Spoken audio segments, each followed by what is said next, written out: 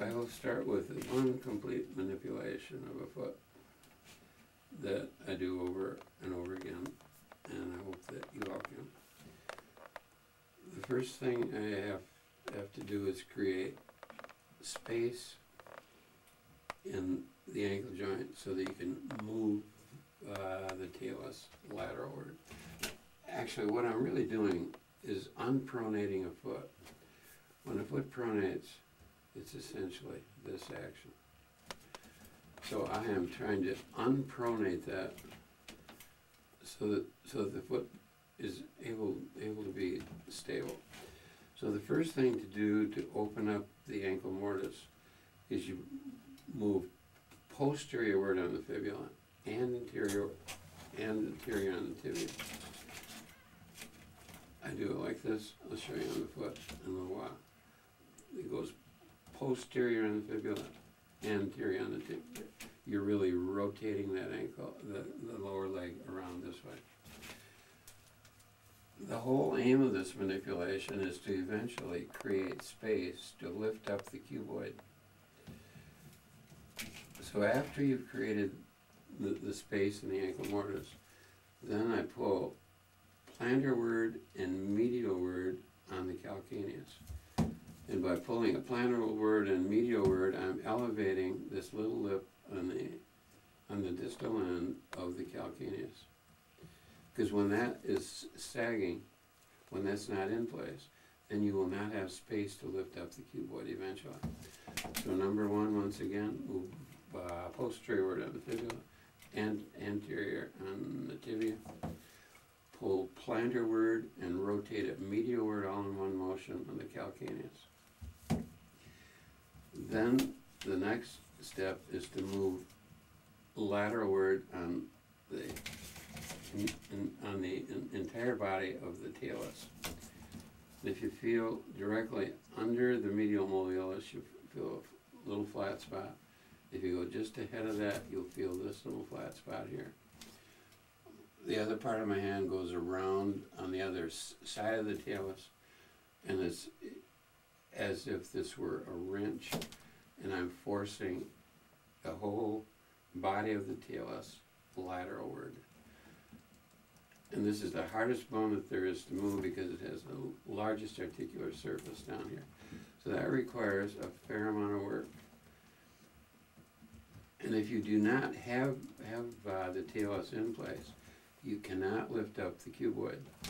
So eventually, in your last stage of the manipulation, if you can't get the cuboid up, go back to the talus and start over again. And it's a lateralward motion. You're pressing just plain lateralward. Once you have the talus in place,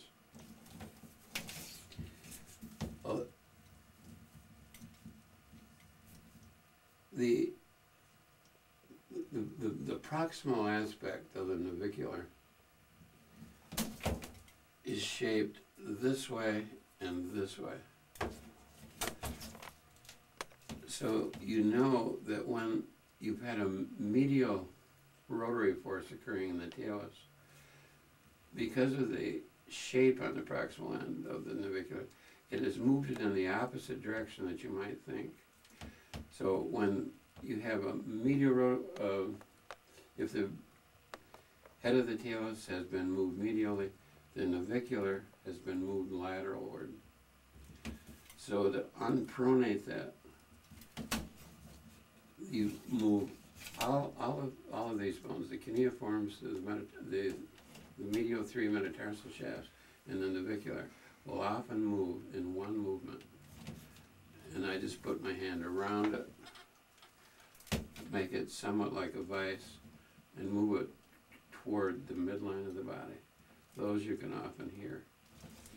Then after I have those in, then with my fingers, I always go over each one separately to make certain that I've got a little movement on the navicular. Often you'll have, right in this area of the foot, right in the midfoot, you'll often have an area that hurts a lot. And it's usually because the cuneiforms have risen up. And the cuneiforms are little triangular little bones. And when they become if those things are moved upward or dorsally, it'll be very sensitive right along here. So when I move the metatarsal shafts, I always put my finger on a cuneiform and I pull distally on the metatarsal shaft. With this hand, I'm pressing planarward on the cuneiform.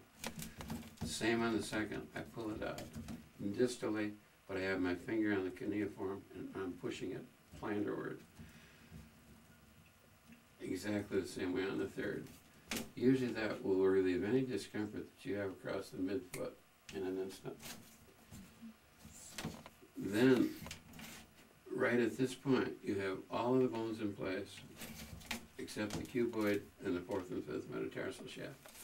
Well, the fourth and fifth metatarsal shafts articulate with the cuboid, so this whole lateral column always moves as a unit. These three bones always move together. So after all of this is up, then you can work on the cuboid. And you can do it from either the medial or the lateral or the planar surface. But note where the point is that you're lifting on the cuneiform. It actually lies medial of the midline of the foot. This is the point that holds up the calcaneus. The calcaneus holds up the talus. So the point you're really pressing on is this little part of the cuboid way up here. All of the chiropractors and other people that make orthotics with a cuboid lift, they always have it way too far lateralward. And when you press on the cuboid here, you're actually subluxating the cuboid. So it's totally, in my view, very, very poor and stupid and illogical to have a cuboid raise out here. Here's where the raise has to be. So when you manipulate the cuboid, you can do it from the planar of the foot by just putting your thumb on it. But notice how you're pressing at an oblique angle. You've got to press that part of the cuboid obliquely up. So you can either do it this way. I often do it around from the side on the lateral, but my fingers are right on the cuboid. And it's just one simple little movement. But you can also do it from the other side if you can get your finger on there. It all depends on the shape of the foot, how heavy, fat, whatever. But you're always doing the same thing. Your goal is to lift this little lip on the cuboid. And if that's in, everything in your body will stay. And if that's out, nothing in your body will stay. And I can attest to that.